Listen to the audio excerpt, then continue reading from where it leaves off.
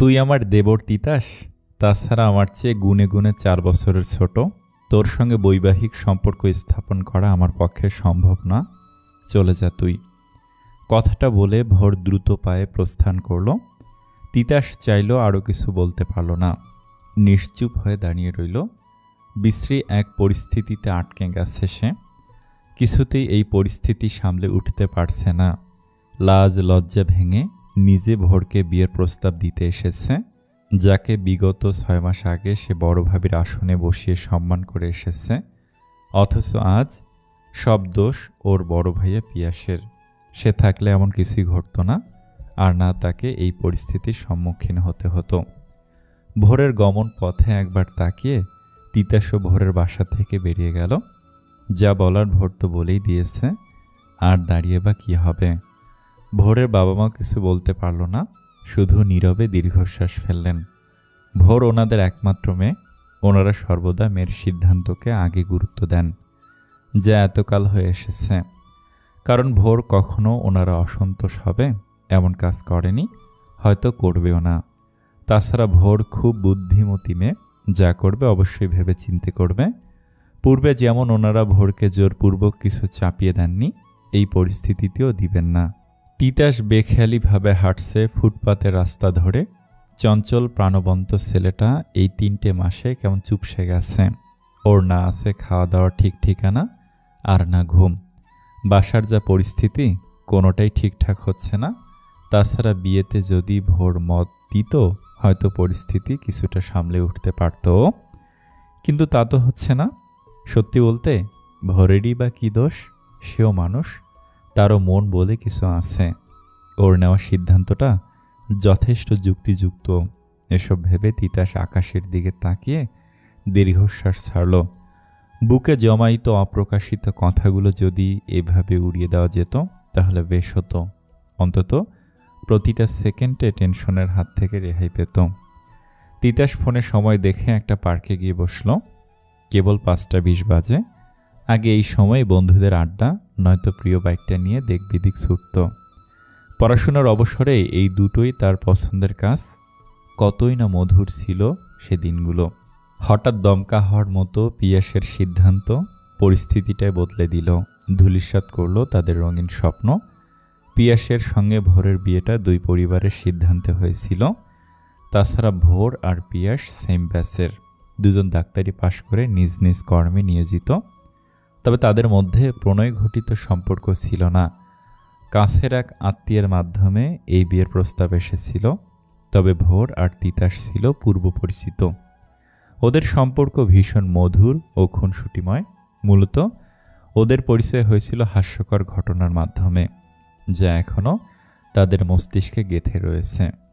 তিতাসও মেডিকেলের ছাত্র, মেধাবী একজন স্টুডেন্ট। তার ইন্টার্নশিপ চলছে বর্তমানে। দেখতে ভদ্র হলেও সে বেশ চঞ্চল প্রকৃতির এবং চঞ্চলতার দিক থেকে বেশ জনপ্রিয় বটে। একদিন বন্ধুদের উস্কানিতে ডেয়ার নিয়ে ভোরের কাছের বান্ধবীকে প্রেমপত্র পাঠিয়েছিল। বয়সে ছোট হয়েও বড় আপুকে চিঠি দেওয়াতে ভোররা বেশ মজা নিয়েছিল। এরপর ভোরের বান্ধবীরা ওকে দেখলেই ওগো কলিজা শুনছ বলে চেঁচিয়ে উঠত। তখন ওদেরকে দেখে তিয়াস মুখ কুঁচকে এগিয়ে যেত। যেখানেই দেখা হতো সেখানেই তিতাসকে পৌঁছাতে থাকতো তারা। পিয়াস এ ঘটনাটা শুনে হেসে বলতো, ভাই ওই দেখ তোর কলিজার দল আসছে। এই কথা শুনে তিতাস বিরক্তিতে মুখ কুঁচকে পালিয়েও যেত। অবশেষে ভোরের বান্ধবীদের হাত থেকে রক্ষা পেতে তিতাস ভোরকে ডেয়ারের ব্যাপারটা জানায়। তারপর তিতাস ওদের থেকে রেহাই পায়। তখন থেকে সে ভোরকে চিনে। তবে ওকে একা দেখলে ভোর খোঁচা মারতে ভুল করত না। প্রত্যুত্তরে তিতাস শুধু হাসত। মূলত এভাবেই ওদের পরিচয় হয়েছিল। এছাড়াও ভোর দেখতে নজর কাড়া এবং বেশ ভদ্র। পিয়াসের সঙ্গে ভোরের বিয়ের কথা শুনে সেও মত দিয়েছিল। সবকিছু ঠিকঠাক হওয়াতে ওদের বিয়েও সম্পূর্ণ হয়েছিল। তিতাস কত হাসি ঠাট্টাও করেছিল এইসব নিয়ে। তারপর বিয়ের কার্য শেষে ভোরকে ওদের বাসায় নিয়ে যাওয়ার পরপরই পিয়াস আত্মহত্যা করে। ভোর তখনও একরাশ রঙিন স্বপ্ন নিয়ে ড্রয়িং রুমে আত্মীয়দের মধ্যে বসেছিল। তখনই সবাই নতুন বউ দেখতে ব্যস্ত।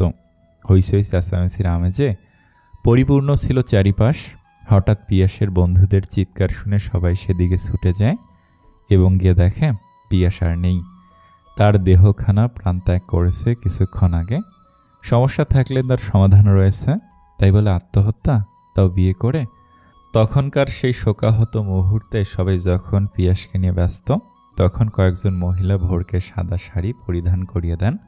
ওটাই নাকি ভোরের উপযুক্ত পোশাক। ভোরও তখন কিছু বলেনি, শুধু নির্বাক দৃষ্টিতে তাকিয়েছিল। মূলত কিছু বলার মতো অবস্থাতে সে ছিল না। এরই মধ্যে কেউ বা কারা তাকে তুলল অপরাধীর কাঠগড়ায়। ওর শরীরে লেপটে দিল অলক্ষ্মী এবং অপায়া তকমা। সেই মুহূর্ত থেকে ভোর যেন পাথরে পরিণত হয়েছে। কোনো অনুভূতি কাজ করে না ওর মধ্যে। এই অবধি ঠিক ছিল, কিন্তু তিতাসের মা ভোরের এই অবস্থা মানতে পারেননি। ছেলের শোক এবং ভোরের কথা ভেবে ব্রেনস্ট্রোক করেন। বর্তমানে উনি শয্যাশায়ী। প্রায় 6 মাস যাবত হসপিটালে দিন কাটছে ওনার। দিনকে দিন অবস্থা বেগতিক হচ্ছে। তবে এই অবস্থা হওয়ার আগে উনি ভোরের সঙ্গে তিতাসের বিয়ের প্রস্তাবও পাঠিয়েছিলেন, কারণ পিয়াসের ভুল সিদ্ধান্তের জন্য একটা মেয়ের জীবন নষ্ট হয়ে গেছে। এই অনুতাপে সর্বদা অস্থির থাকতেন। খোঁজ নিয়ে জেনেও ছিলেন কেউ বা কারা অপয়া লক্ষ্মী বলাতে ভোর আত্মহত্যা করতে গিয়েছিল। ভাগ্যক্রমে তার ছোট ভাই জানালা দিয়ে দেখে ফেলাতে সে বেঁচে যায়। এভাবে তো আর কারো জীবন চলে না। এই সমাজের কিছু নিকৃষ্ট মানুষ তাকে ভালো থাকতে দিবে না, তাকে বারংবার মনে করে দিবে এবং দিচ্ছে সে অপয়া অলক্ষ্মী। এজন্য বিয়ে করে ঘণ্টাখানিক পেরোতে না পেরোতেই বরকে খেলো। না হলে এমন হবে কেন? এসব ভেবে সিদ্ধান্ত নিয়েছিলেন উনি তিতাসের সঙ্গেই ভোরের বিয়ে দিবেন। ওনাদের এক ছেলের জন্য ভোরের জীবন অগোছালো হয়েছে, আরেক ছেলেকে দিয়ে সব ঠিকঠাক করবেন। তিতাসকে তখন নিশ্চুপ দেখে সম্মতি আছে ধরে নিয়েছেন, কিন্তু ওনাদের পরিকল্পনা বৃথা করে ভোর নিজেই প্রস্তাবে নাকচ করে দেয়। এভাবে এতদিন অতিবাহিত হয়েছে, কিন্তু গতকাল রাত থেকে মায়ের অবস্থা আরও খারাপ হতে তিতাস নিজে ছুটে এসেছে ভোরের কাছে। একে তো ভোর সম্পর্কে ওর ভাবি, তার উপরে বয়সে বড়, তবুও সে পরিবারের কথা ভেবে মেনে নিয়েছে। কিন্তু ভোর, সে তো নিজের সিদ্ধান্তে অটল। তবে তিতাসও হার মানার পাত্র নয়। যেখানে ওর প্রাণপ্রিয় মায়ের করা আদেশ অবধারিত, সেখানে আর কোনো কথাই থাকতে পারে না। থাকলেও সে তোয়াক্কা করে না। এসব ভেবে তিতাস পার্ক থেকে বেরিয়ে ভোরের চেম্বারে চলে গেল। কিছুক্ষণ আগেই ভোর এখানে এসেছে, এখন রুগী দেখতে ব্যস্ত। একে একে সব রুগী দেখা হলে তিতাস একবার চেম্বারে ঢুকে ভোরের মুখোমুখি বসল। সামনে থাকা স্বচ্ছ কাঁচের গ্লাস থেকে পানি পান করল। হাতের উল্টো পিঠ দিয়ে মুখ মুছে এসির পাওয়ার বাড়িয়ে দিল, যেন চেম্বারটা তার। তখন ভোর স্বাভাবিকভাবে বলল, কিছু বলবি? পড়া ফেলে এখানে নিশ্চয়ই খেজুরে আলাপ করতে আসিনি। তা ঠিক। পুনরায় বলছি, আম্মুর প্রস্তাব মেনে নাও। পুনরায় জানিয়ে দিচ্ছি, না না এবং না। কেন? উফ, আর কতবার বলবো তিতাস? তোকে সেভাবে ভাবতেই পারবো না আমি। তাছাড়া বয়সও তুই ছোট। বয়সন্ধির পর কোনো ছেলেই আর ছোট থাকে না, আর আমি তো বয়সন্ধি পেরিয়ে টকবগে যুবক। তাহলে? তিতাসের কথা শুনে ভোরের মুখটা থমথমে হয়ে গেল। ভোর রেগে কিছু বলতে উদ্যত হলে তিতাস ইশারায় ওকে থামিয়ে দিল। তারপর সঙ্গে করে আনা রিপোর্টগুলো দেখে অতি শান্ত কণ্ঠে বলল, বাই চান্স আম্মুর কিছু হলে আমিও তোমাকে ছেড়ে কথা বলবো না ভোর চৌধুরী। উপরোক্ত কথাটা বলে তিতাস প্রস্থান করল। জবাবে কিছু বলার সুযোগটুকুও দিল না। ভোরও আর না বসে বেরিয়ে পড়ল। তার কিছু ব্যক্তিগত কাজ সারতে হবে। রোগীর চাপ কম, তাই আজ সারাই উত্তম। আর এই পাগলের কথায় সে পূর্বেও কান দেয়নি, এখনও দিবে না। ছোট মানুষ বুঝে কম, বকে বেশি। তাছাড়া পারিপার্শ্বিক অবস্থা দেখে বিয়ের জন্য লাফাচ্ছে সে। অথচ এ তিতাসী একদিন আফসোসে ডুবতে বসবে না, এর নিশ্চয়তাও অনিশ্চিত। জীবন ছেলে খেলা নয়, কতই না চড়াই উতরে আছে এই জীবন নামক সংগ্রামের। সব কাটিয়ে উঠতে পারলেই মানব জীবন সার্থক। তিতাসের জীবনযাত্রা কেবল শুরু। তার রঙহীন জীবনে জড়িয়ে তাকে হতাশাগ্রস্ত করার মানেই হয় না মুখ্য কথা সে করুণার পাত্রী হতে চায় না। এভাবেই ওর রঙহীন পানসে জীবনখানা দিব্যি পেরিয়ে যাবে। তাছাড়া সবাইকেই সংসার ধর্ম পালন করতে হবে, এর কোনো মানে নেই। প্রচ্ছন্নতার ভিড়ে একরাশ রঙিন স্বপ্ন সযত্নে সেও সাজিয়েছিল।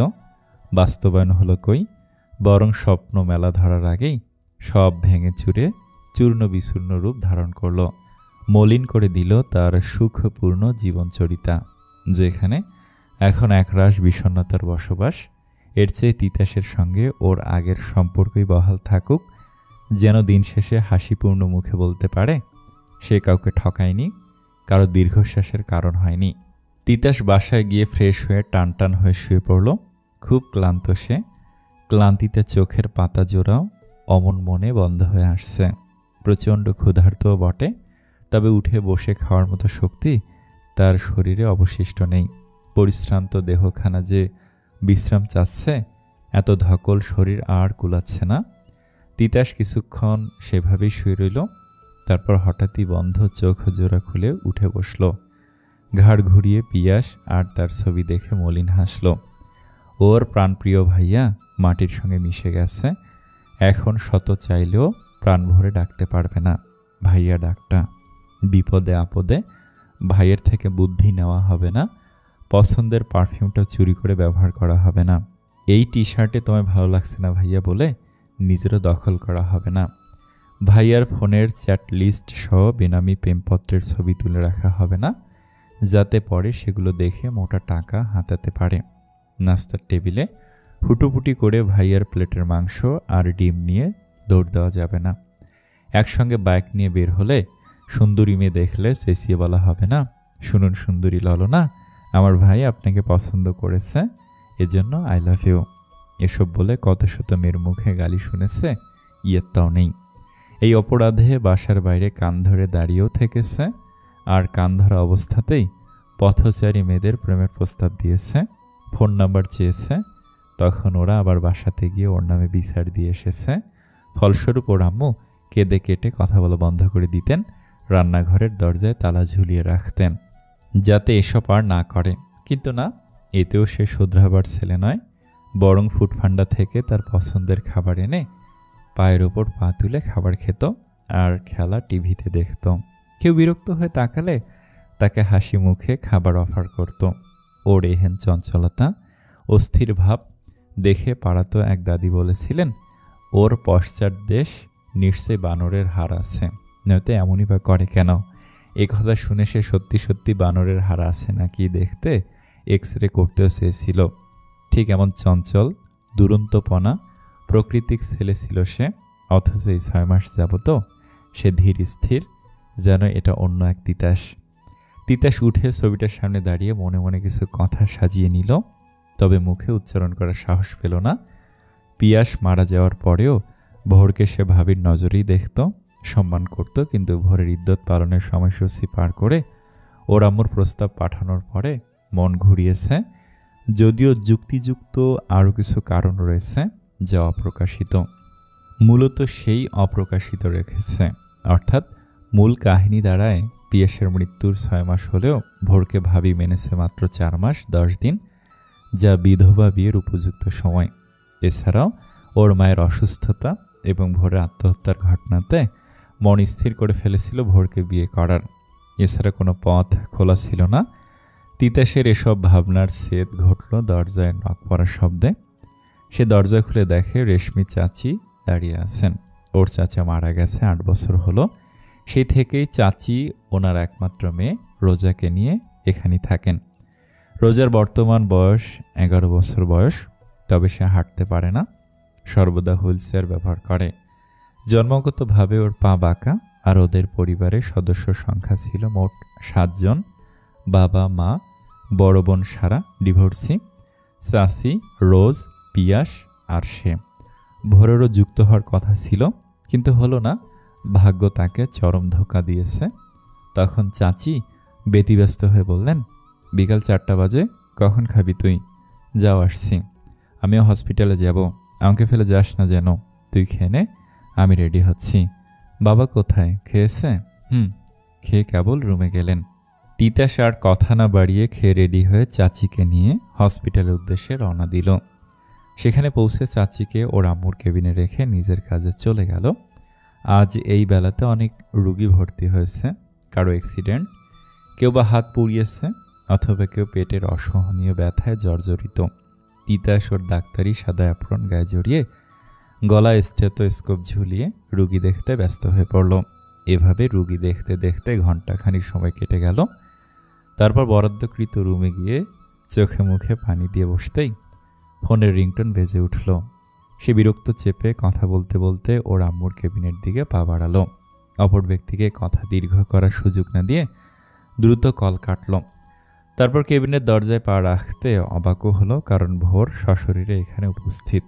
তিতাস ঘড়িতে সময় দেখে ভ্রুজোড়া কুঁচকে ফেলল। রাত 9টা বাজে। এখানে ভোরের আসার কারণ বোঝার চেষ্টা না করে সে সরাসরি ওর আম্মুর পাশে বসল। নার্সকে ডেকে ঠিকঠাক ঔষধ খাইয়েছে কিনা খোঁজ নিল। নিজে ওর আম্মুর শরীরে হালচাল জিজ্ঞাসা করল। চাচি সন্ধ্যার আজানের পরপর চলে গেছে, ড্রাইভার কাকা এসে নিয়ে গেছেন। সব ঠিকঠাক দেখে তিতাস এবার ভোরকে বলল, এখানে কি? ভোর তখনও ফোনে স্ক্রল করতে ব্যস্ত। তখন তিতাসের আম্মু রুগ্ন কণ্ঠে বললেন, আমি ডেকেছিলাম। তিতাস কেন জানি নিজের রাগটা সংবরণ করতে পারল না। সে হাতের স্টেথোস্কোপ ছুঁড়ে ফেলে চেঁচিয়ে বলল, কেন আম্মু, কেন? তুমি কেন বারবার অপমান হতে যাও? কিসের অভাব তোমার, বলবে আমায়? এই মেয়েটা সুযোগ বুঝে নাচাচ্ছে তোমাকে, বুঝছো না তুমি? কেন ডেকেছো তুমি ওকে? এখনই ওকে যেতে বলো, এখনই। যার অহংকারে মাটিতে পা পড়ে না, রূপের গরিমা শেষ হয় না, তাকে আর কখনো ভুলেও এখানে আসতে বলবে না। এবার ভোর নিঃশব্দে চেয়ার ছেড়ে উঠে তিতাসের মুখোমুখি দাঁড়ালো। তারপর সজোরে একটা থাপ্পড় বসিয়ে অতি শান্ত কণ্ঠে বলল, ছোটোর মতো থাকবি, ফাড়দার বাড়তি কথা বললে থাপ্পড়ে বাড়ির দাঁত ফেলে দেব, বেয়াদব কোথাকার। তিতাস জবাব না দিয়ে ভোরের দিকে ক্ষিপ্ত দৃষ্টিতে তাকিয়ে রইল। রাগে ওর শরীর কাঁপছে। একটা অসুস্থ মানুষ এতবার বলার পরেও তার কথা রাখছে না। এখন আসছে বাহারি ঢং দেখাতে, আদিক্ষেতা। তিতাসের আম্মু শুয়ে নিশ্চুপ হয়ে শুধু দেখছেন। বললেও এরা শুনবে না, দুজনে ঘাটতারা জাত। এই 6 মাসে এমন কাহিনী বেশ কয়েকবার ঘটিয়েছে তারা। তখনও তিতাস রাগান্বিত দৃষ্টিতে সেভাবেই তাকিয়ে রয়েছে, যেন ভোরকে আস্ত গিলে খাবে, নতুবা চোখ দিয়ে ভস্য করে দিবে। তখন ভোর ওর দৃষ্টি দেখে তিতাসকে পুনরায় থাপ্পড় মেরে বলল, তাকা, সুন্দর করে তাকা বলছি, আরেকটা দেব কিন্তু। কি কথা কানে যাচ্ছে না? তিতাস মার খেয়ে আর দাঁড়ালো না, গম গম শব্দ তুলে কেবিন ছেড়ে বেরিয়ে গেল। তখন ও দূরে দাঁড়িয়ে থাকা ব্যক্তি কুটিল হেসে মনে মনে বলল, তোমাদের দুজনকে আমি এক হতে দেব না তিতাস, কখনো না, কোনো দিনও না। তোমাদের দুজনকে আমি এক হতে দিব না, কখনো না। এ কথা বলে সে ঘুরতে নার্সের সাথে ধাক্কা খেল। তার হাতে থাকা ফোনটা মেঝেতে লুটিয়ে পড়ল। বোধহয় ফোনের গ্লাস ফেটে গেছে। বেশ কয়েকজন রোগী উৎসুক দৃষ্টিতে তাকিয়ে আছেন, হয়তো এর পরের ঘটনাও দেখতে আগ্রহী ওনারা। তবে নার্স মুখ কাঁচুমাচু করে দাঁড়িয়ে দরদর করে ঘামছেন। উনি ভয়ে আছে যদি তার নামে অভিযোগ দায়ের করা হয়। এমনিতেই সেকেন্ড ওয়ার্নিংয়ে আছেন তিনি। এবার কেউ অভিযোগ জানালে বিনা বাক্যে হসপিটাল ত্যাগ করতে হবে, যেটা উনি মোটেও চাচ্ছেন না। এতদিন অহংকার করে রোগী এবং তাদের বাসার লোকেদের সঙ্গে মন্দ আচরণ করেছেন, অকারণে রোগীর প্রতি রাগ দেখিয়েছেন, যা ইচ্ছে বলেছেন। পরে রোগীদের বাসার লোকরা হসপিটালের কর্তৃপক্ষের কাছে অভিযোগ করেছেন, ফলস্বরূপ ওনাকে ওয়ার্নিং দিয়েছেন। এখন যদি এই ভদ্রলোক অভিযোগ করে তাহলে শেষ রক্ষা হবে না। পরিশেষে তাকে পথে বসতে হবে, ছেলেমেয়ে নিয়ে না খেয়ে মরতে হবে। তখন আগন্তুক বিরক্ত হয়ে কিছু বলতে গেলে পিছন থেকে কেউ বলে উঠল, আরে আয়মান, তুমি এখানে? আগন্তুক অর্থাৎ আয়মান কৌতূহল বশত পেছনে ফিরে দেখে ভোর দাঁড়িয়ে আছে, মুখে মিষ্টি হাসি। হালকা মিষ্টি রঙের 3 পিসে তাকে আরও মিষ্টি দেখাচ্ছে। আয়মান মুখ ভর্তি হাসি নিয়ে ফোনটা তুলে ভোরের মুখোমুখি দাঁড়ালো। তখন ভোরের কল আসাতে তাকে দাঁড়াতে বলে সাইডে গিয়ে কথা বলতে লাগলো। আর আয়মান ওর দিকে তাকে মিটিমিটি হাসলো। সে ভোরকে ছায়ার মতো ফলো করে, দেখে, তবুও তার তৃপ্তি আসে না, মনের খোরাক মেটে না, বরং ক্ষণে ক্ষণে তার সঙ্গ পেতে মনে আকাঙ্ক্ষা জন্মে। নিষিদ্ধ ভাবনা মস্তিষ্কে কিলবিল করে। এই মেয়েটার মধ্যে অদ্ভুত একটা ব্যাপার আছে, যেটা তাকে সর্বদা টানে, আকর্ষণ করে, বিমোহিত করে তোলে তাকে প্রতি মুহূর্তে। সে তার সুপ্ত অনুভূতির কথা ভোরকে জানাতে গিয়েও ফিরে এসেছে, পিছিয়ে গেছে। মনের কোণে লুকিয়ে রাখা গাঢ় অনুভূতি প্রকাশে বারবার ব্যর্থ হয়েছে। শুধু একটা ভয়ে, যদি ভোর ভুল বুঝে অথবা তার সঙ্গে দূরত্ব সৃষ্টি করে। এসব ভেবে আয়মান দীর্ঘশ্বাস ছাড়ল। তখন কল কেটে ভোর ব্যস্ততা দেখে বিদায় নিয়ে চলে গেল। তাকে কিছু বলারও সময় দিল না। আয়মানও আর দাঁড়িয়ে না থেকে বেরিয়ে পড়ল। এখানে তার কোনো কাজ নেই, শুধু ভোরের জন্য এসেছিল। ভোর হন্তদন্ত হয়ে বাসায় ফিরে দেখে ওর বড় ভাইয়ের ছেলে ভম্বল হাত পুড়িয়ে ফেলেছে। যদিও তার ভালো নাম আছে সাফায়াত শাফি, তবে ভোর তাকে ভম্বল বলেই ডাকে। খুব আদরের সে ভম্বল বা হাত পুড়িয়ে চিৎকার করে কাঁদছে। ভোর তাকে ভুলিয়ে ভালিয়ে ঔষধ লাগিয়ে ব্যান্ডেজও করে দিল। তারপর 5 বছরের ভম্বল কাঁদতে কাঁদতে ঘুমিয়ে পড়ল। ভোররা হলো 2 ভাই আর সে, বাবা মা সহ 7 জন সদস্যের পরিবার তার। তবে বর্তমানে সে একা ফ্ল্যাটে থাকে, কারণ প্রিয়াসের মৃত্যুর পরে আত্মীয় স্বজনরা এসে উপদেশ দিয়ে যেতেন, কেউ বা চোখে আঙুল দিয়ে বোঝাতে চাইতেন সে অপায়া, অলক্ষী, তার সংসার ভাগ্য খুবই খারাপ, নয়তো বিয়ের দিনই বিধবা হতে হতো না। মূলত এইসব থেকে মুক্তি পেতে তার একা থাকা, তবে মাঝে মধ্যে এখানে আসে, সবার সঙ্গে সময় কাটিয়ে যায়। এতে বাসার বাকি সদস্যরা আত্মীয়দের আনাগোনা থেকে রেহাই পায়। ভোর ভম্বলকে রুমে শুয়ে দিয়ে ওর বাবার কাছে বসল। ওর বাবা হাসিব চৌধুরী মৃদু হাসলেন, মেয়ের মাথার স্নেহের হাত বুলিয়ে বললেন, মা, তোমার নামে বিচার এসেছে। তিতাস দিয়েছে? ছেলেটা কিন্তু বেশ ভালো, জানি বাবা। তাকে একটা সুযোগ দিলে হয় না মা? বাবা, তিতাস ভালো, তবে তাকে মেনে নেওয়া আমার জন্য কঠিন।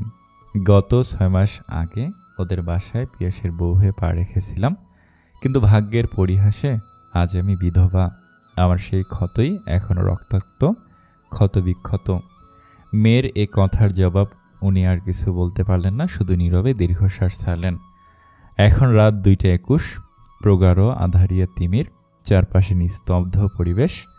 এখন সুখী ব্যক্তিদের নিদ্রালু হওয়ার সময়, আর যারা রাত জাগা পাখি তারা হয়তো বিষাদ কুড়াতে ব্যস্ত, নতুবা সেই বিষাদে সেই নিজেকে পড়াতে মগ্ন। তিতাস আজ বাসাতে আছে, টেবিলে বসে এক মনে পড়ছে।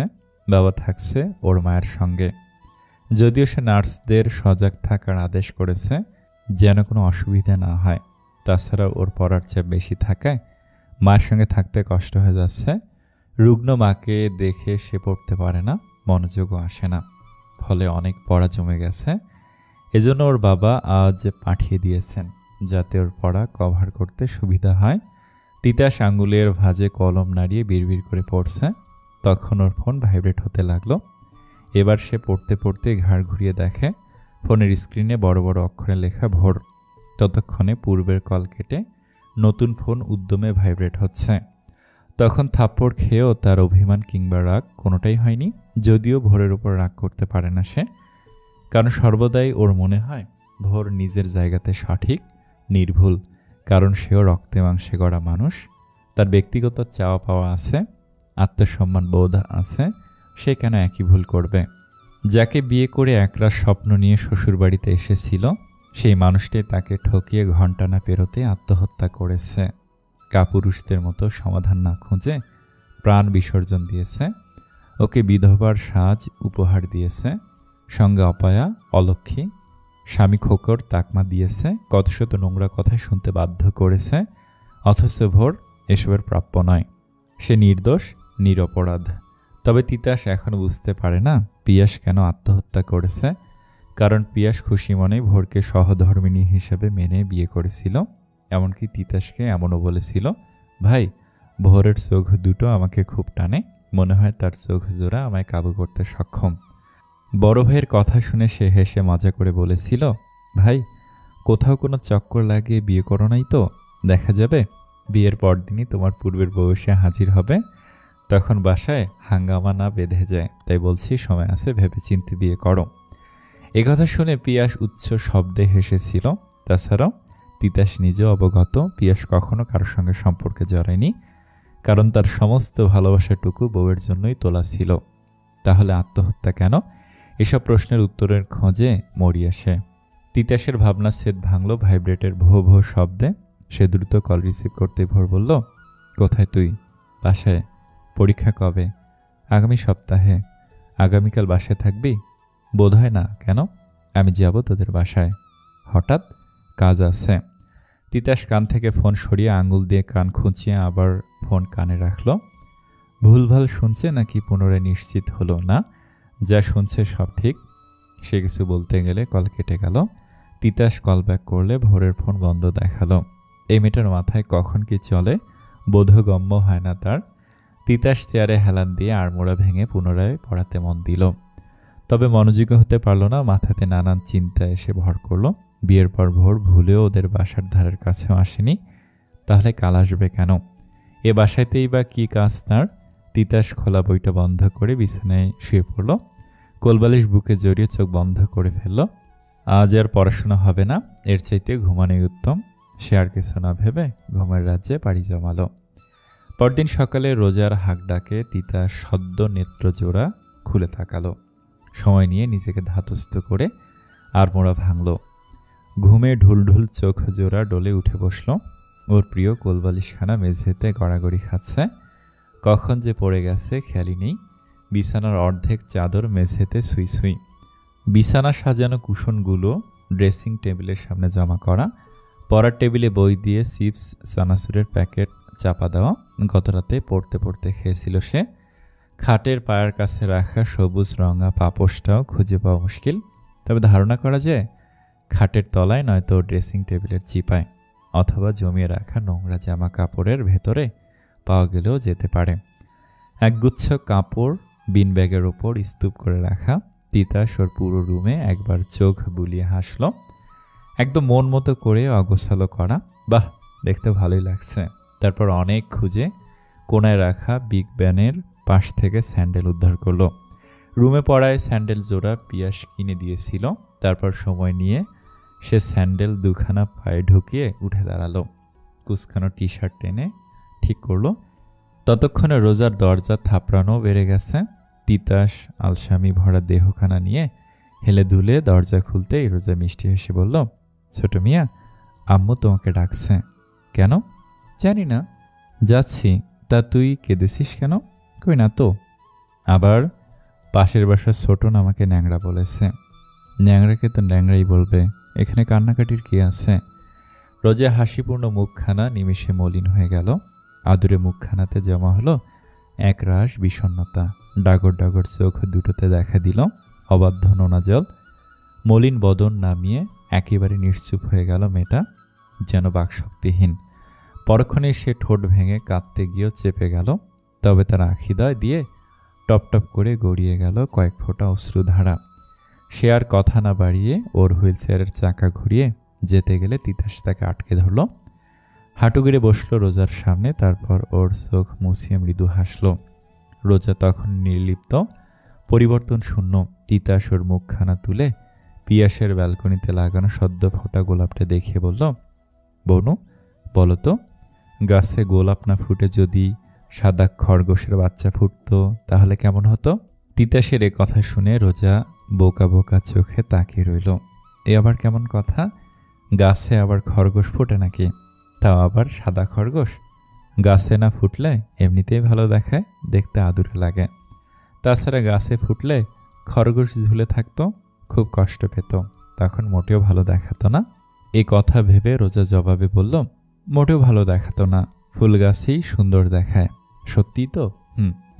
আমাদের সৃষ্টিকর্তা যাকে যতটুকু প্রয়োজন তাকে ঠিক ততটুকুই সৌন্দর্য দান করেন। ল্যাংড়া বলে কষ্ট পাচ্ছিস, কাঁদছিস, এটা ঠিক না বনু। সবসময় ভাববি তোর সঙ্গে যা হচ্ছে বা হবে সব সৃষ্টিকর্তার মর্জিতে। ওনার হুকুম ব্যতীত গাছের একটা পাতাও নড়ে না। ছোট মিয়া, আমি নিজের পায়ে দাঁড়ালে আমাকে কি খুব পচা দেখাতো? এজন্যই কি আমার আল্লাহ আমাকে এমন বানিয়েছেন? বনু, পৃথিবীতে এমন আরও অনেক মানুষ আছে, তারাও বেঁচে আছে, নিজেদের পরিচিতি লাভ করেছে। এজন্য বলছি, শরীরের ত্রুটির কাছে নিজেকে গুটিয়ে রাখিস না, কষ্ট পেয়ে বোকার মতো কেঁদে হাল ছাড়িস না, বরং এখন থেকে 10-এর একজন হয়ে দেখা। সর্বদা মনে রাখবি, যাদের নজর সর্বদা অন্যের দিকে তারা জীবনে কিছু করতে পারে না। হিংসাতে জ্বলতে জ্বলতে জীবন যায় তাদের। আজ ছোটন বলছে, কাল অন্য একজন বলবে, এর চেয়ে মেনে নে তুই ল্যাংড়া। ব্যাপারটা একদম স্বাভাবিকভাবে গ্রহণ কর। আশেপাশের মানুষদের কথাকে অগ্রাহ্য করে মনে রাখ, তুই আল্লাহর সৃষ্টি মানুষ। তখন দেখবি কষ্ট লাগবে না। রোজা কথাগুলো মন দিয়ে শুনে মাথা নাড়ালো, খুশি হলো। তখন চাচি চেঁচিয়ে বলল, তিতাস, রোজা, হারিয়ে গেলি নাকি দুজন? তাড়াতাড়ি আয় এদিকে। তিতাস রোজার হুইল চেয়ার ঠেলে ড্রয়িং রুমের দিকে গেল। ততক্ষণে এটা ওটা বলে রোজার মুখে হাসিও ফুটল। রোজা এখন খিলখিল করে হাসছে। তিতাস সেখানে পৌঁছে দেখে তার মা সোফায় বসে আছেন, পাশে ওর বাবা ফোনে কথা বলছেন। কথা শুনে মনে হচ্ছে ফোনের অপর পাশের ব্যক্তি ভোর, কারণ তিনি ভোরের সঙ্গে এভাবে কথা বলেন। একটা কথার আগে পিছে 2 বার করে মা শব্দযুক্ত করেন, আদর যেন ঠিকরে পড়ে। সকালবেলা এসবের মানে তার বোধগম্য হচ্ছে না। আম্মু বাসায় কেন? ডিসচার্জ করালোকে? আসবেই যখন, তাকে কেন জানালো না? এসব ভেবে সে কিছু বলতে গেলে ওর বাবা ইশারা নিষেধ করলেন। তিতাস ইশারা বুঝে নিশ্চুপ হয়ে দাঁড়িয়ে রইল। ওর থমথমে মুখশ্রী দেখে ওর আম্মু মৃদু হাসলেন। তিতাস এগিয়ে গিয়ে ওনার পাশে বসতেই সেখানে রবিন উপস্থিত হলো। সে একগাল হেসে হাতের জিনিসগুলো একে একে তার বাবাকে বুঝিয়ে দিল, তারপর অকারণে হেসে বিদায় নিল। এই ছেলেটা ভোরের সহকারী। তিতাস তাকে দু চোখে সহ্য করতে পারে না। ওকে দেখলেই ওর মনে হয় নাক বরাবর লাগাতার ঘুষি বসিয়ে দিতে, নয়তো গন্ধযুক্ত ডোবায় পানিতে গড়াগড়ি খাওয়াতে। তারপর জিজ্ঞাসা করতে, রবিন ভালো আছো? তখনও হয়তো সে বরাবরের মতোই হলুদ দাঁত বের করে একগাল হেসে জবাব দিবে, হ্যাঁ ভাই। একে নিয়েও ভোরের সঙ্গে তার এক দফা ঝগড়া হয়ে গেছে। রবিনের দোষ, অকারণেই হাসে। সিরিয়াস পরিস্থিতিতেও সে হাসি থামাতে পারে না। সামান্য কারণে হেসে লুটোপুটি খায়, যেটা তার একেবারেই পছন্দ নয়। ওর কথা হচ্ছে, সিরিয়াস পরিস্থিতিতে আমি হাসব, তবে আমার সামনে কেউ হাসতে পারবে না। হঠাৎ তিতাসের মাথায় খেয়ে গেল, রবিন যেহেতু এখানে, অর্থাৎ ভোরই ওর মাকে ডিসচার্জ করিয়েছে, নতুবা তাকে না জানিয়ে ওনারা আসতেন না। যদিও ওর মা আগের তুলনায় কিছুটা সুস্থ। এই নিয়ে আর কথা না বাড়িয়ে সোজা রুমে চলে গেল। তারপর ভোরকে কল করল। হ্যাঁ বল তিতাস, হঠাৎ এমন সিদ্ধান্তের কারণ? জানিসই তো কেউ বা কারা তোদের নজরে রাখছে। কি ভাবিস তুই নিজেই চালাক? না বললে জানতেও পারবো না। তিতাস ড্রেসিং টেবিলের সামনে দাঁড়িয়ে চুলগুলো ঠিকঠাক করে মৃদু হাসলো। তারপর কথা কাটাতে বলল, সবার ভাগ্যে সিনিয়র বুদ্ধিমতী বউ জোটে না। সেক্ষেত্রে আমি কিন্তু খুব সৌভাগ্যবান। পেয়েছিস নাকি? বিয়ে হলো কবে? কই দাওয়াতটাও তো পেলাম না। পাইনি, তবে তাকে আমি জয় করে নিব। কিন্তু কেন জানি আমার মনে হয় সে আমাকে ভয় পায়, এজন্যই ধরা দিচ্ছে না। ভোর জুসের গ্লাসটা নিঃশব্দে রেখে পাল্টা প্রশ্ন ছুড়ল, কিসের ভয়? তিতাস তখন ফিসেল কণ্ঠে ফিসফিসিয়ে জবাব দিল, আমাকে ভালোবেসে ফেলার ভয়। এ কথা শুনে অপর পাশে তখন পিনপতন নীরবতা। হঠাৎ কল কেটে গেল। তিতাস কান থেকে ফোন সরিয়ে গলা ছেড়ে গেয়ে উঠল, ডুবে ডুবে ভালোবাসি, তুমি না বাসলেও আমি বাসি। তখন রাত সবে 8:30। তিতাস সারাদিনের ব্যস্ততা কাটিয়ে কেবল হসপিটাল থেকে বাসায় ফিরল। শুভ্র শার্টের বোতাম খুলে শরীর এড়িয়ে দিল নরম তুলতুলে সোফায়। হাত বাড়িয়ে রিমোট নিয়ে টিভিতে গান চালু করলো। পছন্দের গান দেখে নিজেও গেয়ে উঠল 2 লাইন। তারপর গলা ছেড়ে চাচিকে ডেকে বলল, চাচি শরবত বানিয়ে দাও। তার একটু পরে, চাচি কফি করে দাও। মিনিট 5 পরে, চাচি ঝাল কিছু বানাও তো। এমনভাবে একের পর এক আবদার চলতেই থাকলো। আর চাচি ব্যস্ত হাতে তার আবদার মিটাতে লাগলেন, কারণ তিতাসে এমন কাণ্ডে অভ্যস্ত তিনি। বরং সে আবদার না করলেই শূন্য শূন্য লাগে। এর আধা পরেই কলিং বেল বেজে উঠল। তিতাস শুনেও অলস ভঙ্গিতে শুয়ে রইল। ঘাটতারাই ছেলে উঠবে না জেনে ওর বাবা নিজে এসে দরজা খুলে দিলেন। ভোর লাগেজ হাতে ভিতরে ঢুকে অপর পাশের সোফায় বসল। তিতাস ওকে দেখে উঠে বসে বলল। ততক্ষণে ওর বাবা রান্নাঘরে গিয়ে চাচিকে ভোরকে রুমে দিয়ে আসার কথা বললেন। তিতাস সেদিকে একবার তাকে এক ভ্রু উঁচু করে বলল, কাহিনী কি? ভোর এবার তিতাসের দিকে কিঞ্চিত ঝুঁকে তার কানে কানে ফিসফিস করে বলল, সর্ষের মধ্যে নাকি ভূত লুকিয়ে থাকে, তাই ভূত খুঁজতে সোজা এখানে চলে এলাম। হতেও তো পারে ভূত আশেপাশে ঘোরাঘুরি করছে, অথচ আমরা বুঝতে পারছি না। ভোরের আসার কথা শুনে তিতাসের মা ও চাচি ড্রয়িং রুমে উপস্থিত হলেন। ভোরকে দেখে ওনারা হাসলেন, খুশি হলেন। অবশেষে মেয়েটা আসলো। তবে ভোর এক বুক কষ্ট চেপে বসে আছে, এ কথা ওনারাও অবগত। তবু মেয়েটা নিদারুণভাবে মুখে হাসি ফুটিয়ে রেখেছে। যেন এই পৃথিবীর একমাত্র সুখী ব্যক্তি সে, যার জীবনে নেই কোনো দুঃখ কষ্ট আর বিষাদের হাতছানি, অথচ ওর অভ্যন্তরের রক্তাক্ত ক্ষতবিক্ষত, আর সেটার উপলব্ধিদাতা কেবল সে নিজে। তারপর ওনারা হাসি মুখে ভোরের পাশে বসলেন, কুশল বিনিময় করলেন, বাসার সকলের খোঁজ খবর নিলেন। এভাবেই দু এক কথা হতে হতে গল্পে মেতে উঠলেন। ভোরও ঠোঁটের কোণে মিষ্টি হাসি এঁটে ওনাদের সঙ্গ দিতে লাগলো। একটু পরে খিলখিল হাসির শব্দে মুখরিত হলো চারিপাশ। সেই সঙ্গে তৈরি হলো আনন্দমুখর পরিবেশ, যেখানে সবে উপস্থিত। আজকে প্রায় অনেক দিন পর বাসায় আড্ডা জমেছে, জম্পেশ আড্ডা। তাই চাচি উঠে নিজে গিয়ে হরেক রকমের নাস্তা বানিয়ে আনলেন। তিতাস আর রোজা সেগুলোর ওপর হামলে পড়ল, কাড়াকাড়ি করে যে যার পছন্দের জিনিস তুলে নিল। তখন চাচি ওদেরকে ধমক দিয়ে থামিয়ে আস্তে ধীরে খেতে বললেন। সবাই খেতে খেতে দুই দলে ভাগ হয়ে লুডো নিয়ে বসল। তিতাসের বাবা আর ভোর একদিকে, আর চাচি আর ওর মা এদিকে, আর রোজা হচ্ছে রেফারি। কোন দল খুব ঝামেলা করছে সে দেখছে, যে বেশি ঝামেলা করবে তাকে লাল কার্ড দেখানো হবে। তারপর খেলা অনুযায়ী শুরু হলো তাদের মধ্যে হাড্ডাহাড্ডি লড়াই। প্রায় 1.5 ঘন্টা পর তাদের খেলা সমাপ্ত হলো। তিতাসের মা এবং চাচি জিতেছেন, ওনারা পচাচ্ছেন ভোরদের। তখন ফোনে কল আসায় ভোর বলল, মা আমি গেস্ট রুমে যাচ্ছি, একেবারে ফ্রেশ হয়ে আসবো। আচ্ছা, এ কথা বলে সে কল রিসিভ করে কথা বলতে বলতে প্রস্থান করলো। পিয়াসের রুমে গিয়ে ক্ষত দগদগে করার ইচ্ছে তার নেই। সে এমনিতেই অদৃশ্য অনলে দগ্ধ হচ্ছে, বুক চাপা কষ্টে গুমড়ে মরছে। মনে পাথর চেপে সে এখানে উপস্থিত হয়েছে শুধুমাত্র তিতাসের মায়ের কাছে করা ওয়াদা পালনের জন্য, নয়তো এ বাড়িমুখী হতো না সে। ভোর রুমে যাওয়ার পরেও তিতাস থমথমে মুখে বসে রইল, কারণ ভোরের হঠাৎ করে এখানে আসাটা তার বোধগম্য হচ্ছে না। তাছাড়া তাকে এখানে দেখলে অনেকে বাঁকা নজরে দেখবে, হয়তো দু একটা কথাও শুনিয়ে দিতে পারে। আর না ভেবে হঠাৎ করে সিদ্ধান্ত নেওয়ার মতো মেয়ে তো ভোর নয়। তবে ভোরকে নজরে রাখতে হবে, নয়তো বিপদ অনিবার্য। তিতাস আর না বসে পিয়াসের রুমে তালা আটকে দিল, চাবিটাও নিজের কাছে রেখে দিল। মূলত সে চাচ্ছে না ভোর ভুলেও সেখানে যাক, নতুবা অনেক কিছুর সম্মুখীন হতে হবে। ওর পরিবার সবার আগে ওর দিকে আঙুল তুলবে, অনেক কিছুর জবাব তাকে দিবে, যা এই মুহূর্তে জানানো তার পক্ষে সম্ভব না। এর চেয়ে সজাগ থাকা শ্রেয়। তবে সে নিশ্চিত ভোর এখানে এমনি আসেনি, নিশ্চয় ওর মাথায় কিছু চলছে, নয়তো সে কিছু নিয়ে সন্দেহ করছে। তারপর রাত বাড়লে সবাই একসঙ্গে খেতে বসলেন। টেবিল ভর্তি হরেক রকমের পদ।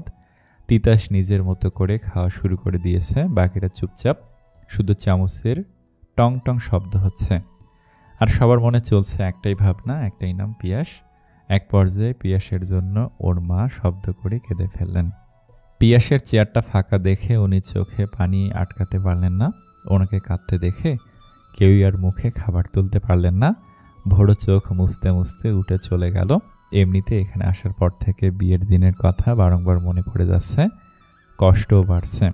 এই ড্রয়িং রুম, এই মানুষগুলো, এইসব সাজানো গোছানো আসবাবপত্র সবই আছে, শুধু যার ভরসাতে এসেছিল সে নেই। ভোর রুমে গিয়ে বালিশে মুখ গুজে শব্দ করেই কেঁদে ফেলল। একটা মেয়ের কাছে সর্বশ্রেষ্ঠ অলংকার তার স্বামী, আর সে অলংকার পরপরই হারিয়েছে সে। কাতর হয়ে কাঁদতে কাঁদতে সে ভাবনায় ডুবে গেল। ওদের বিয়ের দিনের ঘটনা সাধারণ আর 5টা মেয়ের মতো বিয়ের সাজে লাজে রাঙা হয়েছিল ভোর। ভাবি আর বান্ধবীদের দুষ্টু কথাবার্তায় গাল দুটোতে ছড়িয়েছিল রক্তিম আভা। চোখে ছিল স্বামী নামক মানুষটাকে নিয়ে রঙিন একটা স্বপ্ন। হাত ভর্তি মেহেদি দিয়ে তার মাঝে লিখেছিল পিয়াসের নাম। মেহেদি রং গাঢ় দেখে সবাই বলেছিল সে বর সোহাগী হবে, বর তাকে ভালোবাসবে, শুভ্র চাদরে মুড়িয়ে রাখবে। এই কথা শুনে সে মনে মনে বলেও ছিল আমিন আমিন আমিন। বিয়ের দিন বধূ বেশে যখন পিয়াসের পাশে বসেছিল, তখন ওর সব বন্ধুরা সিটি বাজিয়ে ওকে লজ্জায় ফেলে দিয়েছিল। সে লজ্জায় নতজানু হয়ে কাঁপছিল। ডাক্তাররাও লজ্জা পায়, এ কথা সে প্রমাণ করেছিল। ওর সকল অনুভূতি মিলেমিশে একাকার হয়ে সুখ উপলব্ধি করছিল। তখন পিয়াস মৃদু হেসে বলেছিল, তুমি নামক পুতুলটা আজ থেকে আমার, একান্ত শুধুই আমার। পিয়াসের বলা কথাটা ভোরের কানে এখনো বাজে। মনে হয় সে তার আশেপাশে আছে। তারপর বাবা মা যখন বিদায় দিয়ে গাড়িতে তুলে দিয়েছিলেন, চলন্ত গাড়িতেও কাঁদছিল সে।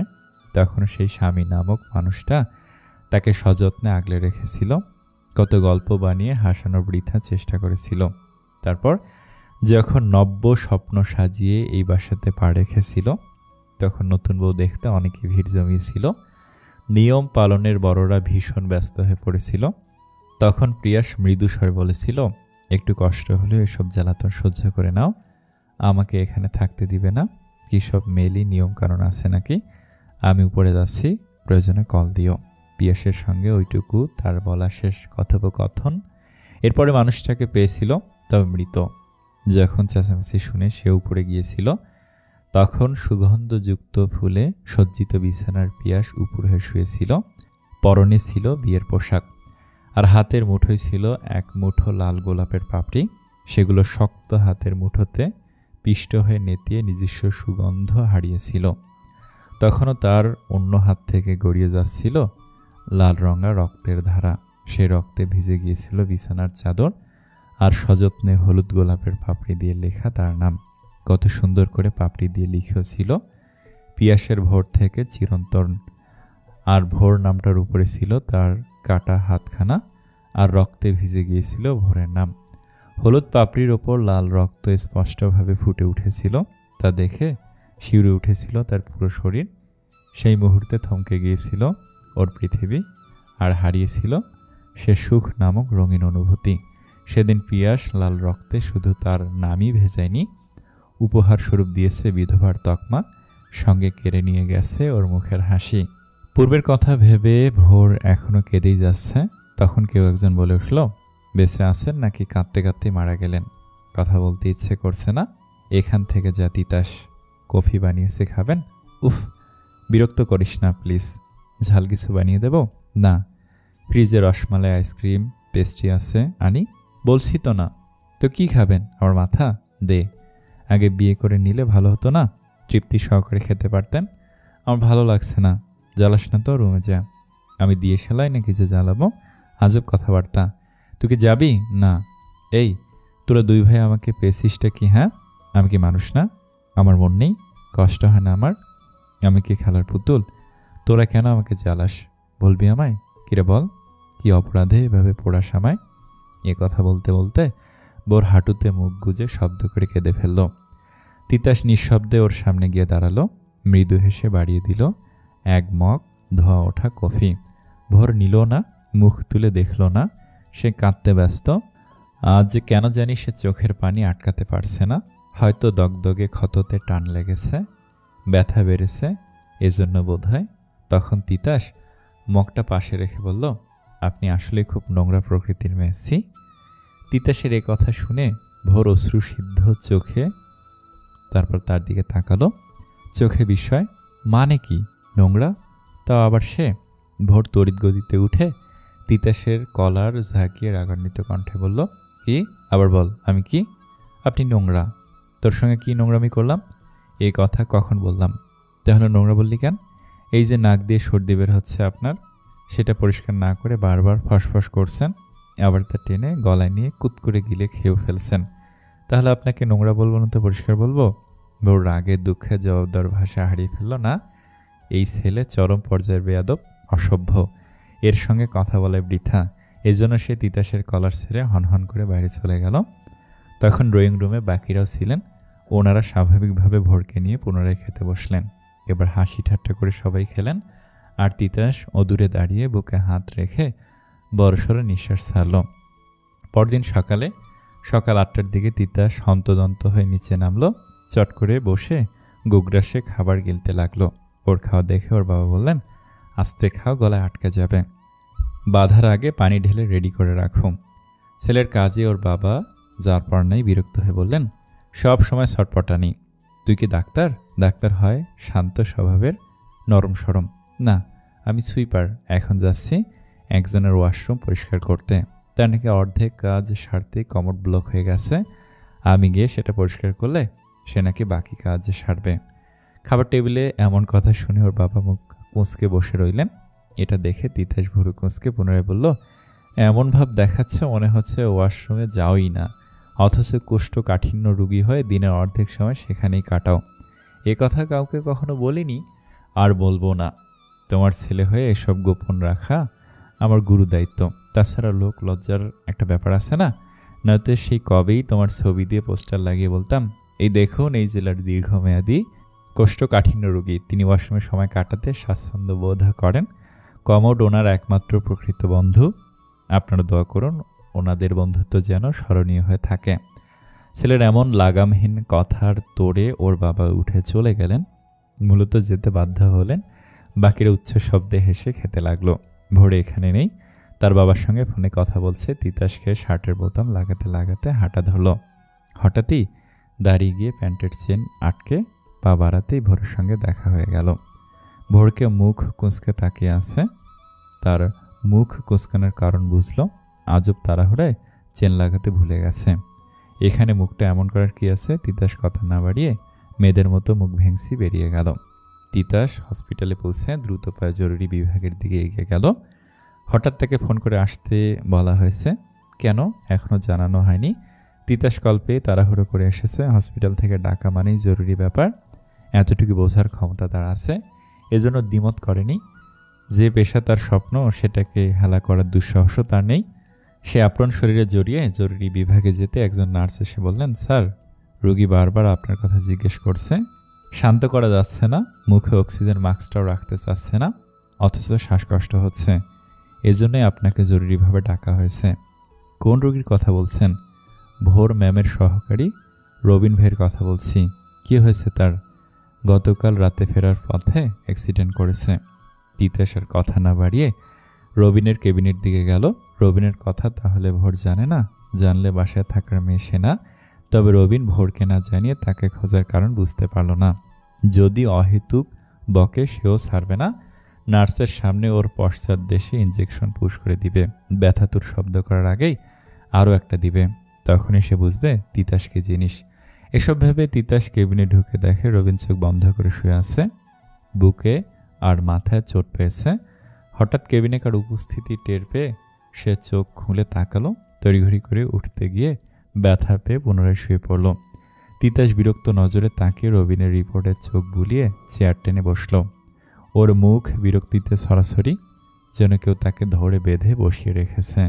রবিন ওকে কিছু বলতে গেলে তিতাস বলল, এই অবস্থা হলো কি করে? মেয়ের পিছু নিয়েছিলে? না, আসলে নকলে পরে শুনছি। আগে ঝেড়ে কাশো। স্যার, যেভাবেই হোক ম্যামকে বাসা থেকে বের হতে দিবেন না আগামী 1 মাস। সে কি, আমার বউ লাগে নাকি? রুমবন্দি করে রাখবো? প্রয়োজনে বউ বানিয়ে আটকে রাখুন। তাকে কোন দুঃখে বউ বানাবো? ম্যাম বাইরে সেফ নয় স্যার। তো আমি কি করব? আয়মান ম্যামকে কিডন্যাপ করার চক্রান্ত করছে। উদ্দেশ্য ম্যামকে দেশের বাইরে নিয়ে যাওয়ার। আয়মানকে? ওই যে ডান ভুরু কাটা স্যাঁচড়াটা, ভোরকে দেখলেই যে গদগদ করে। হ্যাঁ, উনি ম্যামের ফুফাতো ভাই। বুঝলাম। তা এসব তুমি জানলে কি করে? গতরাতে আয়মানের কথাগুলো আমি শুনে ফলো করতে গিয়ে অ্যাক্সিডেন্টটা করেছি। তিতাস গম্ভীর হয়ে কিছু ভেবে রবিনের দিকে বিরক্ত চোখে তাকালো। এরা আর শান্তি দিল না। তারপর নার্সকে ডেকে কিছু বলার আগেই রবিনের শ্বাসকষ্ট শুরু হয়ে গেল। বুকে হাত দিয়ে সে শ্বাস নেওয়ার চেষ্টা করছে। তিতাস ঘুরে দ্রুত অক্সিজেন মাস্ক লাগিয়ে শ্বাস নিতে ইশারা করল। ধীরে ধীরে রবিন শান্ত হলো। তারপর রবিনকে ধমকে ধমকে বেরিয়ে গেল। রবিন মুখে অক্সিজেন মাস্ক নিয়ে মুচকি হাসল। কেন জানি তিতাসকে তার ভালো লাগে। আপনা আপনি তার প্রতি সম্মান চলে আসে। মনে হয় মানুষ হিসেবে তার মতো হওয়া উচিত। তবে তিতাসের ব্যবহারে যে কেউ মুগ্ধ না হলেও তার উদারতায় মুগ্ধ হবে। ছেলেটা সর্বদাই মুখে বিরক্তি ঝুলিয়ে রাখে, অথচ এটা তার অভিনয়, নিজেকে আড়াল করার অভিনয়। তাছাড়া ভোরকে নিরাপদে রাখতে তিতাসই যথেষ্ট। এজন্য সে কথাগুলো আগে তাকেই জানালো। এখন দেখা যাক সে কতটুকু করে। তিতাস কেবিনের বাইরে গিয়ে ভোরকে কল দিল।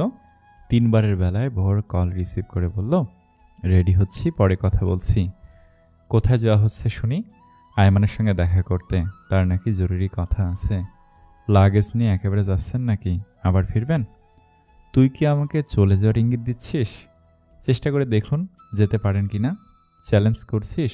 তিতাসের এত খারাপ সময় আসেনি যে বোয়াল ছেড়ে এই সুনুপুটিকে চ্যালেঞ্জ করবে। আর পুরুষটা সিংহের জাত, জানেন বোধহয়। সিংহ চ্যালেঞ্জ করে না, সরাসরি গিয়ে থাবা বসায়।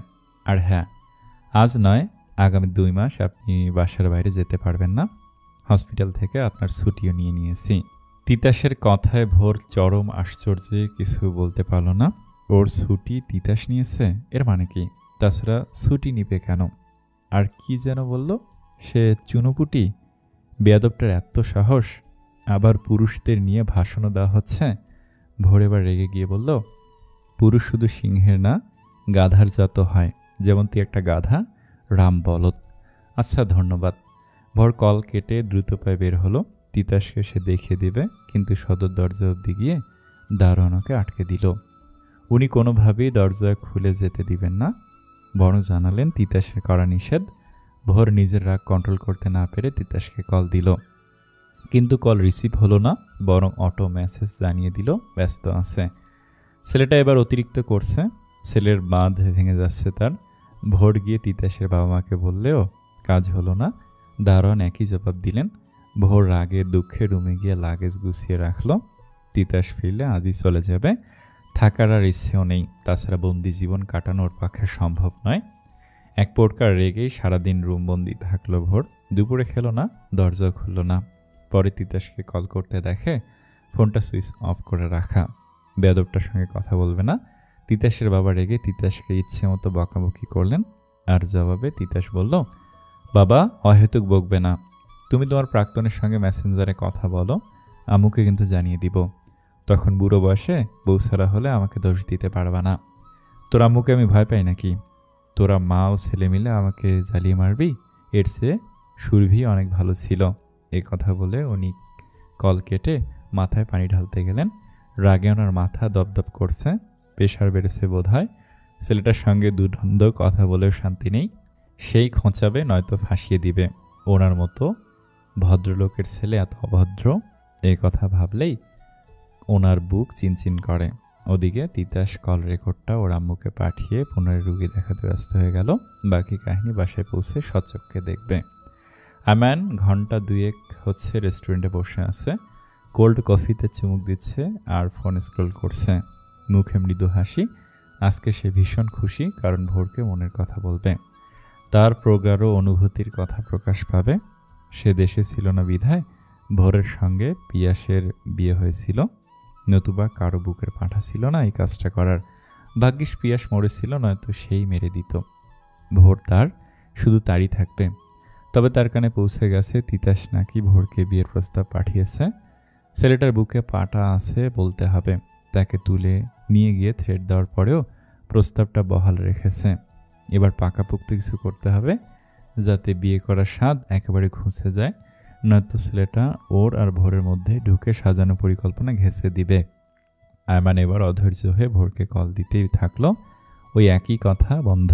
তারপর সে আর না বসে বেরিয়ে পড়ল। ভোর একজন ডাক্তার, হয়তো জরুরি কাজে আটকে গেছে। এখন বাজে রাত 10:30।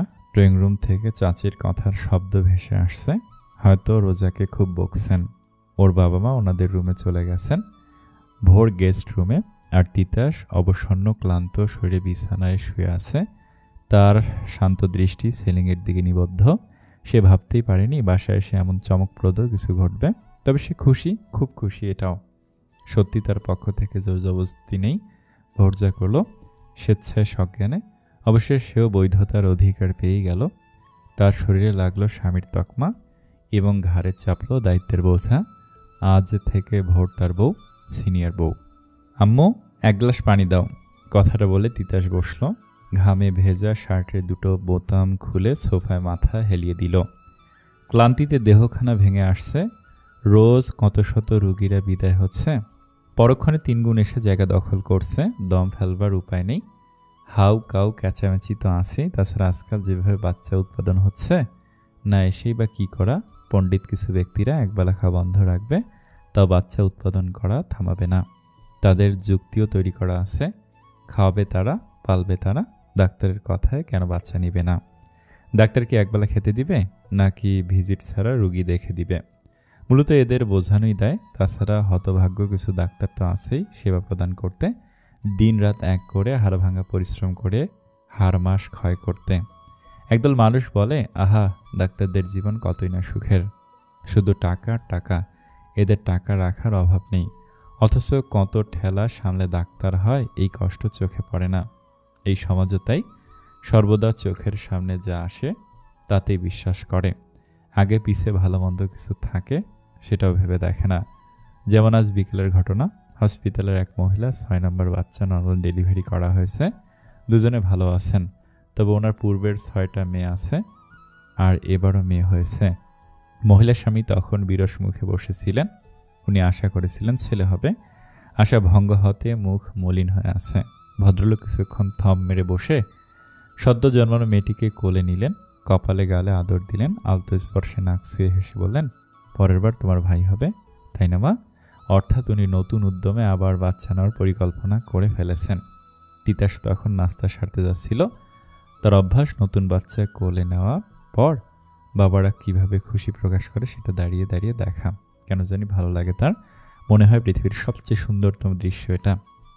এতদিনে ওর ভালো মন্দ সব রকমের অভিজ্ঞতা হয়েছে। কাউকে বাচ্চা কোলে নিয়ে খুশিতে কাঁদতে দেখেছে, কাউকে হেলা করে দূরে সরিয়ে দিতে দেখেছে, এমনও দেখেছে 2 মেয়ে হওয়াতে অন্যকে বাচ্চা দিয়ে দিতে, বিনিময়ে টাকা নিতে। কতটা পাষাণ নির্দয় তারা, এসব চোখে দেখেও কিছু বলার থাকে না। কিন্তু আজকের ঘটনা দেখে সে লোকটার কাছে গিয়ে বলছে, ভাই, ট্রেনের বগির মতো একের পর এক বগি বানাতেই আছে না দেখছি, তবে দোয়া করি আপনার উদ্দেশ্য যেন সফল হয়। পুরো দমে 16টা বগি নিয়ে যেন একটা ট্রেন বানাতে পারেন। বউ মরলে মরুক, তা উদ্দেশ্য ভুলবেন না, ঠিক আছে? এই কথা শুনে লোকটা মাথা নিচু করে ফেলেছে। ডাক্তার জেনে কথা বাড়ায়নি, তবে তিতাসের করা অপমান ঠিকই বুঝেছে। তিতাস তার কাজ সেরে আজ তাড়াতাড়ি ফিরতে চেয়েছিল। হলো কই, রমণীর সঙ্গে দেখা করে বেরিয়েছিল, তখন আবার রোগী আসলো, রোগীকে নিয়ে ব্যস্ত হয়ে পড়ল। সময় গড়িয়ে দেরিও হয়ে গেল। তবে আজ বাসার পরিবেশ দেখে অবাক হলো। বিশেষ করে ড্রয়িং রুমের টিভিতে হিন্দি সিরিয়াল চলছে না, তার মা ও চাচিকে আশেপাশে দেখছে না। ভোরের রুমের দরজা বন্ধ, রোজাও সারা শব্দ নেই। সে পানি চাইল, তবুও কেউ আসলো না। আশ্চর্য হলো কি, এমনিতেও বাসায় যুদ্ধ হওয়ার কথা, বাবা মায়ের মধ্যে খুব ভালো মতো প্যাচ লাগিয়ে দিয়েছে। সে আসার আগে সব যুদ্ধ শেষ হয়ে গেল নাকি? তাছাড়া বাবা কি বাসায় আছেন নাকি ওনাকে বের করে দেওয়া হয়েছে? ঠিকই আছে, বলবে আর প্রাক্তনের সঙ্গে কথা, বেশ হয়েছে। তার নামে বদনাম করা না, আর বকবে না, না এভাবেই ঠিক জমছে না ব্যাপারটা। বাবা না খোঁচালে বসেও শান্তি পাচ্ছে না। তিতাস এবার তার বাবাকে কল দিল, কিন্তু উনি রিসিভ করলেন না, বরং কল কেটে দিলেন। তখন ভোর দরজায় খুলে এসে তিতাসকে পানি দিল। মুখ থমথমে, চোখ জোড়া লাল হয়ে আছে। তিতাস বিরক্ত হলো, মেয়েটা আবার কেঁদেছে। কান্না ছাড়া বোধ হয় এর কাজ নেই। একে কিছু কাজ দিতে হবে কাল থেকে, যেন কান্নার সময়টুকু না পায়। যখন অতিরিক্ত কান্না পাবে তখন যেন তাকে বলে, একটু সময় দে তো তিতাস, আমার না খুব কান্না পাচ্ছে, একটু কেঁদেই বাকি কাজগুলো করব। এসব ভেবে সে মুখের পানি গিলতে যাবে, তখন ভোর বলল, এখন বিয়ে করবি আমায়? ভোরের এ কথা শুনে তিতাসের গলায় পানি আটকে কাশতে শুরু করলো। কাশির চোটে চোখেও পানি এসে গেল, তবুও কাশি থামল না। তারপর নাক চেপে ধরে কিছুক্ষণ থম মেরে বসে রইল।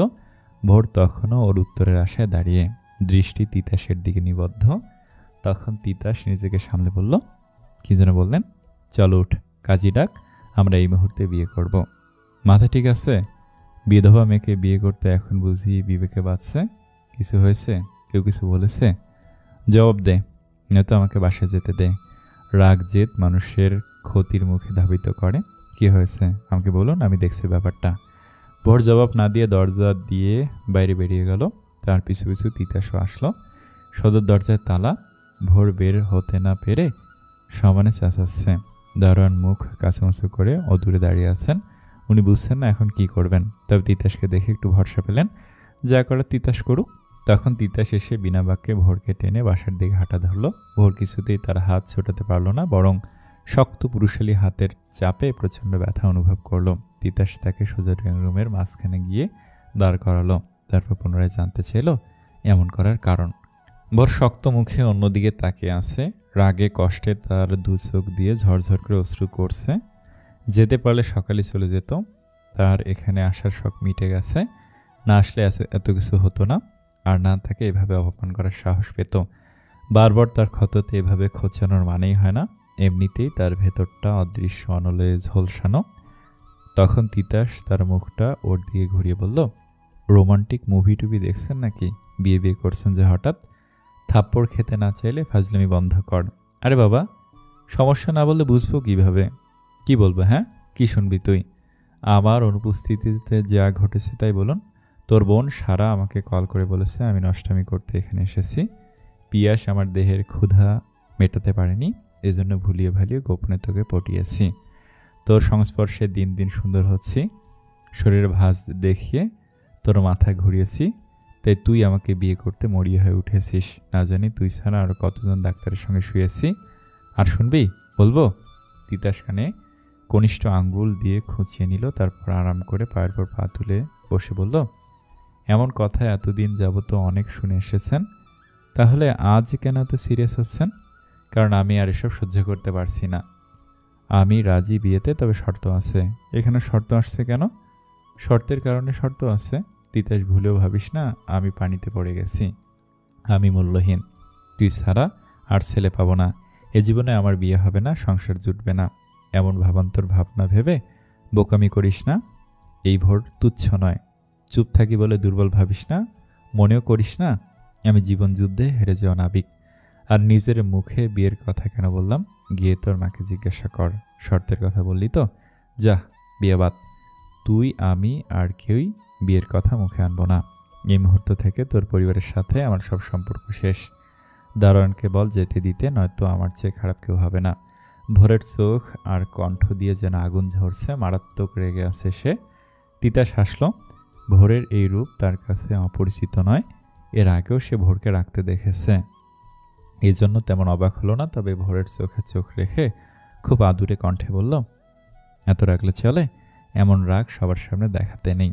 এই রাগান্বিত রক্তিম মুখখানা দেখে কারো কারো হৃদয়ে সুর বেজে ওঠে, প্রেমেরা হৈ হৈ করে ওঠে, ভালোবাসারা দলবদ্ধভাবে এসে কড়া নাড়ে মনের কুঠুরিতে, বাধ্য করে প্রেমের জীবাণু শরীরে মাখতে, বুক পাজরে অঘোষিতভাবে রচিত করে প্রেম প্রেয়সীর নাম।